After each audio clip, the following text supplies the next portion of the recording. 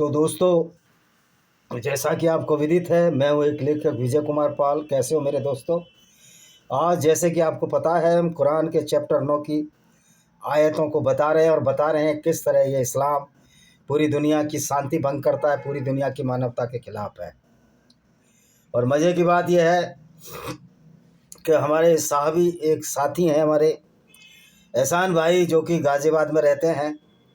उन्होंने सही मुस्लिम जो हदीस है उसकी एक आयत कोड की, जिसका नंबर है आयत नहीं सौदी हदीस कोड की, जिसका रेफरेंस कोड किया, जिसका नंबर है 1403। उसमें मोहम्मद साहब एक गली में मदीना में खड़े हुए गप्पे मार रहे थे। एक औरत वहाँ से गुजरी और मोहम्मद ने उस औरत को देखा और मोहम्मद की काम वासना जाग उठी। ये इसकी किताब में लिखा हुआ है।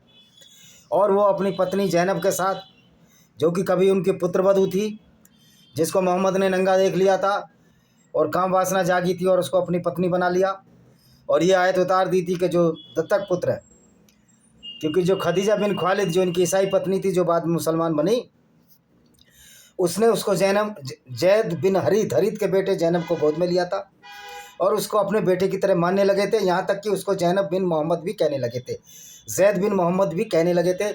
लेकिन जब मोहम्मद ने अपनी चचेरी बहन जैनब की शादी जैद से करा दी और जब एक दिन मोहम्मद उसके घर में घुसे, उसको अर्धनग्न अवस्था में देखा, तो एक आयत उतार दी कि मोहम्मद चाहे अल्लाह की तरफ से जो दत्तक पुत्र नहीं होता, इसलिए उसकी जो पत्नी है जैनब, जो इसकी चचेरी बहन भी थी मोहम्मद की, उससे शादी जायज़ है और ये उसको ले आए और काम वासना की पूर्ति करते रहे। तो दूसरा इसी रेफरेंस से है कि ये मोहम्मद ने देखा एक औरत जा रही है गली में, उनकी काम वासना जाग उठी। ये घर पे गए, मोहम्मद जैनब चमड़े का कोई सामान सी रही थी इनकी हदीसों में। मोहम्मद ने उसे संभोग किया और फिर आके मदीना की गलियों में बोलने लगे कि औरत जो है शैतानी है, जो आदमी की काम वासना जमा कर देती है। अरे भाई, शैतान तुम हो। वो औरत जो थी, जो तुम्हारी ना पत्नी थी ना तुम्हें परिचित थी, वो अपने किसी काम से जा रही थी। तुम ये सोचो, तुम्हारी लड़की भी हो सकती थी, बहन भी हो सकती थी, माता भी हो सकती थी, मौसी भी हो सकती थी, लेकिन तुमने उसमें काम वासना देखी। तुमने उसमें स्त्री रूप नहीं देखा, उसका मातृ रूप नहीं देखा, उसका उसका पत्नी रूप नहीं देखा। किसी की पत्नी हो सकती है, पुत्री हो सकती है, बेटी हो सकती है, और किसी की मौसी हो सकती है, किसी की चाची, किसी की ताई, किसी की नानी, कुछ भी हो सकती है। तुमने उसमें वो नहीं देखा, तुमने काम वासना देखी। मतलब मोहम्मद का जो मस्तिष्क था कितना विक्षिप्त था कि वो सेंटर पॉइंट उसकी काम वासना थी। और फिर कहता है उसी औरत को कि औरत शैतान का रूप होती है। अब शैतान का रूप तो तुम्हारे अंदर था। उस औरत को अपनी माँ भी समझ सकते थे, लेकिन इस्लाम तो माँ बहन की इज्जत नहीं करता,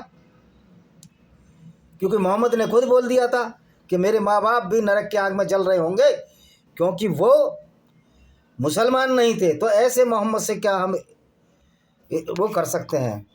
तो 111 आयत है, कल 110 करी थी। इसमें तो शक ही नहीं, अल्लाह ने मोमिन यानी मुसलमानों से उनकी जानों और उनके माल इस बात पर ख़रीद लिए हैं कि उनकी कीमत उनके लिए बेइज्जत है। इसलिए ख़रीद लिए हैं। ये काम था मोहम्मद का कि मेरे साथ लड़ो अल्लाह के नाम पर, और ये आयतें उतारता रहता था अपनी मर्जी से। अपने चचेरे साले वर्का बिन नोबिल, जो ईसाई था, कभी मुसलमान नहीं हुआ, और पत्नी खदीजा, इसको बेवकूफ़ बनाते थे जिब्राइल के नाम पर। कह रहा है अल्लाह ने तुम्हारी जानें खरीद ली हैं, क्योंकि मोहम्मद कहता था सबको लड़ो, और बेवकूफ़ बनाता था कि अल्लाह की राह में लड़ो, क्योंकि जो अल्लाह की राह में लड़ते थे वो लूट मचाते थे, कारवान लूटते थे, और उसमें 20% मोहम्मद को मिलता था। ये तो सूरह अल बकरा में भी आए थे, सूरह अनफाल में भी आया था। अनफाल का मतलब ही लूट मार है, तो पूरा चैप्टर लूट मार पर ही है। इस्लाम इस तरह की आइडियोलॉजी है। तो कह रहा जो अल्लाह की राह में लड़ते हैं, मारते हैं और ख़ुद भी मारे जाते हैं, पक्का वादा जिसका पूरा काम अल्लाह पर लाजिम है। क्या पक्का वादा है? तौरात और इंजील, कुरान सब में लिखा हुआ है। ऐसा है, तौरात और इंजील यानी बाइबल और यहूदियों की पुस्तक तोरा में कुछ नहीं लिखा हुआ। मोहम्मद ने इस आयत को इसलिए उतारा कि ये बताने के लिए कि हम अल्लाह बहुत शुरू से ही है, मुसलमान बहुत शुरू से ही है। तो भाई एक बात बता, फिर मोहम्मद पहला मुसलमान क्यों था? उसकी पत्नी पहले? ये सब मोहम्मद का फ्रॉड है। इसने चोरी किया है सारा तौरात और इंजील से। तौरात इंजील में ऐसा कुछ नहीं लिखा हुआ। कह रहा अल्लाह को जो मानेगा उससे बढ़कर कोई नहीं है। अल्लाह की खुशियाँ मनाओ, यही तो बड़ी कामयाबी है। क्योंकि मोहम्मद ने एक पॉलिसी की गारंटी थी, LIC की पॉलिसी की गारंटी है, पर अल्लाह की पॉलिसी की गारंटी नहीं है कि तुमको नरक या सुरंग मिलेगी या नहरें मिलेंगे। ये सब लोगों को डराता और धमकाता था। ये फ्रॉड हम आपके सामने लाकर रख रहे हैं। 112 क्या कहती है? ये लोग तौबा करने वाले, इबादत गुजार अल्लाह हमदोस तारीफ़, सना मतलब तारीफ़ करने वाले, उसकी राह में सफ़र करने वाले, रुक्कू करने वाले, रुक्कू मतलब कमर मोड़कर पिछवाड़ा आसमान की तरफ उठाने वाले, नेक काम करने वाले, बुरे काम से रोकने वाले, अल्लाह की मुकर्रर हद को निगाह रखने वाले मुसलमान, इनको बेइज्जत यानी स्वर्ग की खुशी दे दो कि तुमको स्वर्ग मिलेगा, जन्नत मिलेगी। ओ भाई, मुसलमान 5 वक्त जब नमाज़ पढ़ता है 48 बार गैर मुस्लिमों को गाली देता है। नमाज पढ़ने के बाद भी वो जिहाद पर जाता है, औरतों को लूटता है, बलात्कार करता है। अब ऐसे लोगों को अल्लाह जन्नत दे रहा है। अब समझो ये किस तरह की आइडियोलॉजी है। तो दोस्तों, 113वीं आयत, नबी और मोमिनीन पर जब जाहिर हो चुका कि मुशरिकीन जहन्नमी हैं, यानी कि जो गैर मुस्लिम हैं वो नरक वाले हैं, तो उसके बाद मुनासिब नहीं उनके लिए मगफिरत की दुआ मांगे, अगरचे वह मुश्किल उसके करा, फिर उनके लिए मुबारक नहीं कि उनके लिए अच्छी दुआ मानी जाए। तो मत मांगो भाई दुआ, तुम्हारा नाम अल्लाह है, ना तुम्हारा मोहम्मद है जो जन्नत दे और जो जहन्नुम दे। इस तरह की कोई चीज़ है इस दुनिया में तो है ही नहीं। ये मूर्खता की बातों पर तो कोई असर ही नहीं होता लोगों पर। इसलिए तो आज 2 करोड़ लोग तो इस्लाम इंडिया में ही छोड़ चुके हैं। ये तो रिकॉर्ड है। पाकिस्तान में 5 लाख लोग ऑन फेसबुक की रिकॉर्ड है कि वो इस्लाम और अल्लाह को नहीं मानते। वो भी बेचारे अब शर्मदार हो गए हैं, उनको भी शर्म आना लाजमी है, क्योंकि वो नहीं चाहते कि उनका पैगंबर, उनका आइकॉन एक लुटेरा हो, एक बलात्कारी हो और 20% हिस्सा उस लूट के माल में रखता हो। ये तो तुम्हारी किताब सूरह अल बकरा चैप्टर 2 में लिखा हुआ है, सूरह अनफाल में लिखा हुआ है, कई जगह लिखा हुआ है कि लूट का 5वां हिस्सा मोहम्मद को मिलता था अल्लाह के नाम से। तो ऐसा लगता है कि अल्लाह तो एक लुटेरों का सरदार है और ऐसा पैगंबर उतारा जो अकेला पैगंबर था, जो कत्लोगार और लूटपाट करता रहता था। इस तरह के पैगंबर आपके अगर आइकॉन हीरो हैं तो आपकी मानसिकता समझ में आती है कि आप अच्छे व्यक्ति कभी भी नहीं हो सकते। और फिर अगली आयत, और इब्राहिम का अपने बाप के लिए मगफिरत की दुआ मांगना सिर्फ इस वायदे की वजह से था कि उन्होंने अपने बाप से कर लिया था। इब्राहिम नहीं था, ये था इब्राहिम जो मोहम्मद ने बड़ी चालाकी से उसको इब्राहिम बना लिया। मोहम्मद ने सारे फरिश्ते यहूदियों के चोरी किए। तो ये जो आयत है इसका कोई लेना देना नहीं है, इब्राहिम का इस्लाम से कोई लेना देना नहीं है। मोहम्मद ने उसको इब्राहिम बनाकर उसका अरबीकरण कर दिया। कह रहा वो तो अपने बाप के लिए इसलिए दुआ मांगता था कि उसने वायदा किया था, लेकिन मुसलमान कोई वायदा नहीं कर सकता अगर उसके पिता गैर मुस्लिम है। तो ये इस्लाम लड़ाता है, इस्लाम परिवारों को तोड़ता है, इस्लाम औरतों की बेइज्जती करता है। इस्लाम को मोहम्मद ने बलात्कारियों का समूह बना दिया था।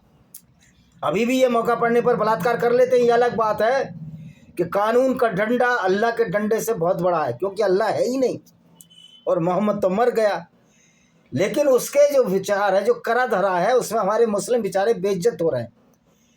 लेकिन कुछ बेशरम अभी भी महमूद मदनी जैसे बेशरम, अरशद मदनी जैसे बेशरम, यासिर अलवजीद जैसे बेशरम, तौकीर रजा जैसे बेशरम और बहुत से भारत में मौलाना जैसे बेशरम, पाकिस्तानी मौलाना जितने बेशरम हो गए हैं कि वो अपनी रोजी रोटी चलाने के मोहम्मद की सच्चाई मुसलमानों को नहीं बताते। लेकिन कल एक मैं वीडियो देख रहा था यूट्यूब चैनल पर, एक लड़की आई थी, कह रहा था कि ये तो कुछ बताते ही नहीं है।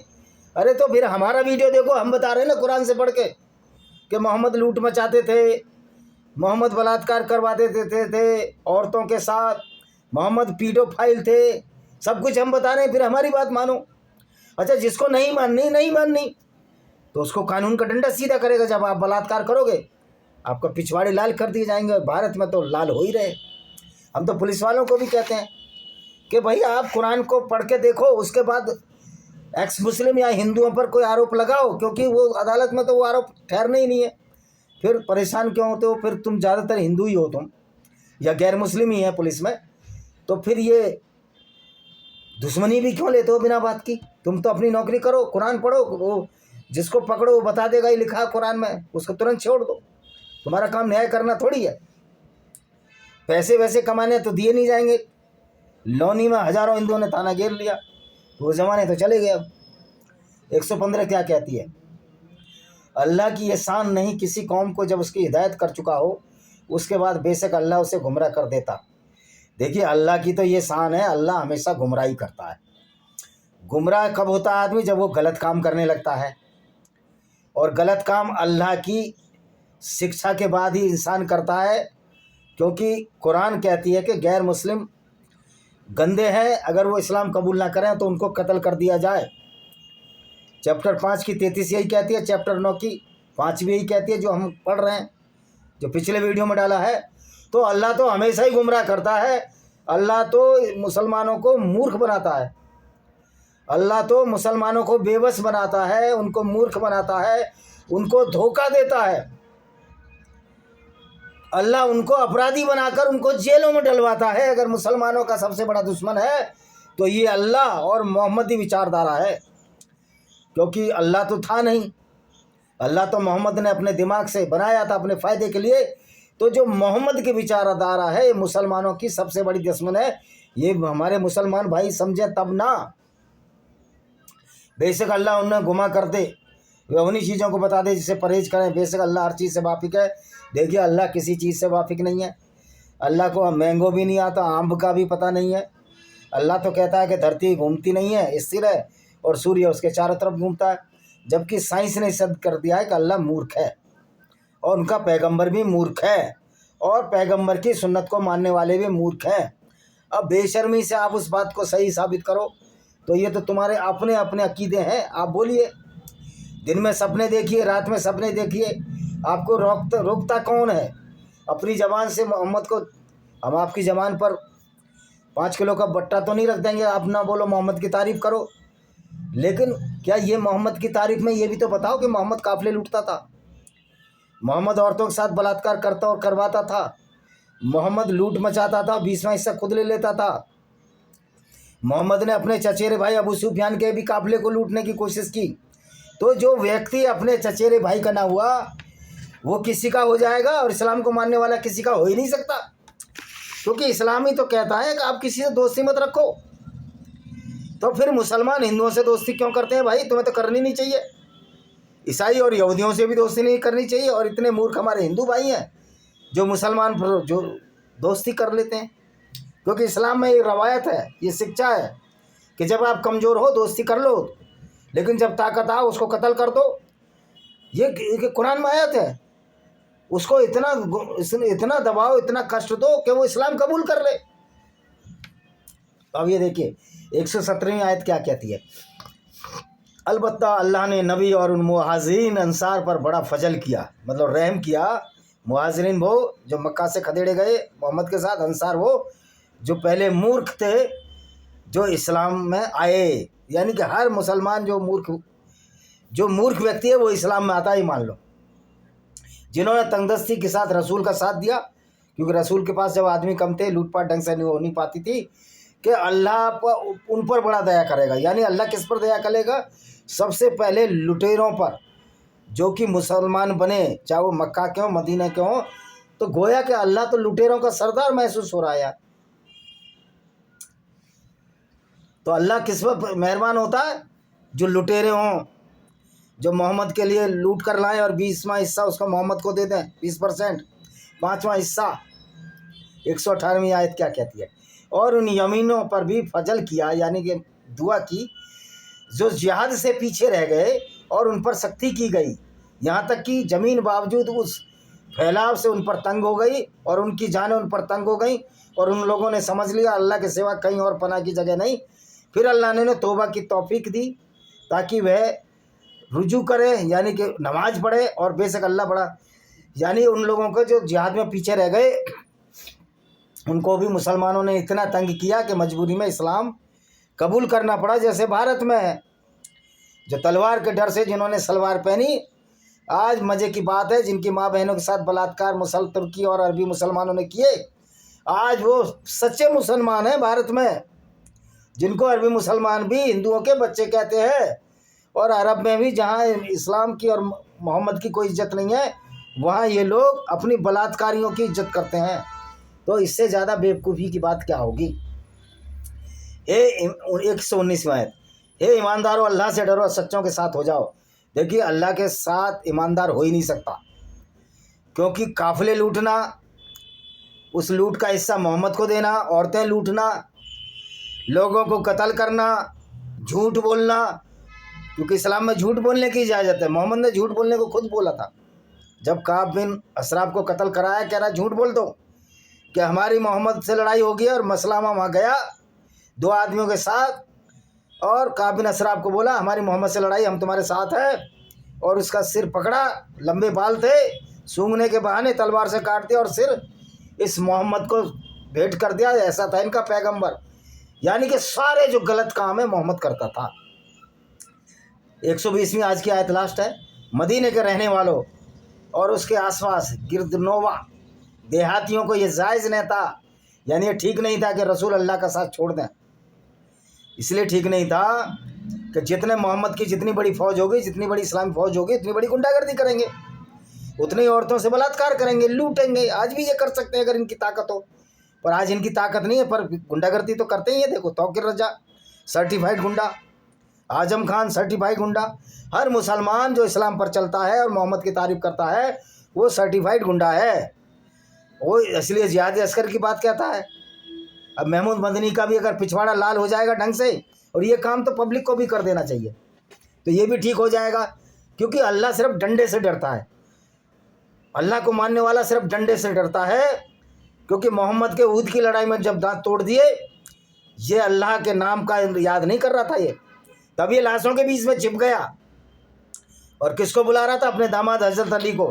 और इसकी बेटी फातिमा ने जब इसके घाव जो हो गए थे उसको सही किया। तो ये अल्लाह और मोहम्मद दोनों डंडे से डरते हैं, इस्लाम वाले सिर्फ डंडे से डरते हैं और कोई चारा नहीं है। जो तर्क से डरते हैं वो तो बेचारे एक्स मुस्लिम हैं, वो तो इस्लाम छोड़ दिया उन्होंने, लेकिन जो ऐसे पागल हैं वो सिर्फ डंडे से डरते हैं। इसलिए काफिर इंटरनेशनल आर्मी होनी चाहिए पूरी दुनिया में, और पूरे इस्लामिक कंट्रियों पर अटैक कर देना चाहिए, क्योंकि इन्हीं की वजह से इस्लाम की गुंडागर्दी आगे बढ़ रही है। ये उसके संरक्षक हैं। 120। अच्छा जी, रसूल अल्लाह का साथ छोड़ दें और ये जायज़ नहीं था। रसूल की जान से बेपरवाह होकर अपनी जान बचाने की फ़िक्र करें। आज हर मुसलमान अपनी जान बचा रहा है।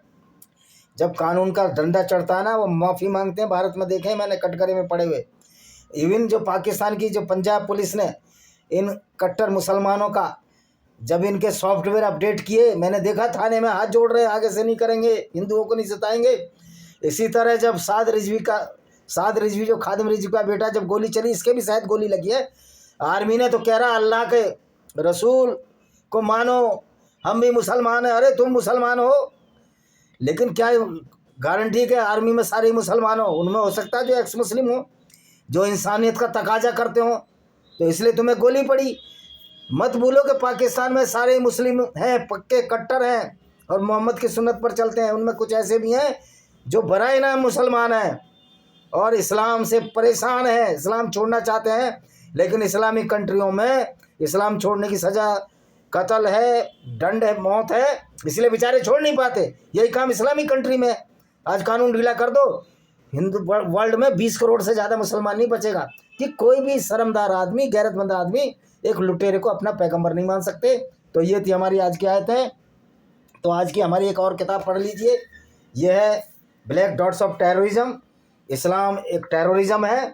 टेररिज्म एक सच टाइप वायलेंस है जो इस्लाम में मिलती है, ये लोगों के कत्ल गारत के लिए। तो इस्लाम सच में एक कातिलों का गिरोह है। इसी के साथ मैं इस वीडियो को विराम देता हूँ। वंदे मातरम, जय हिंद, आपका दिन शुभ हो।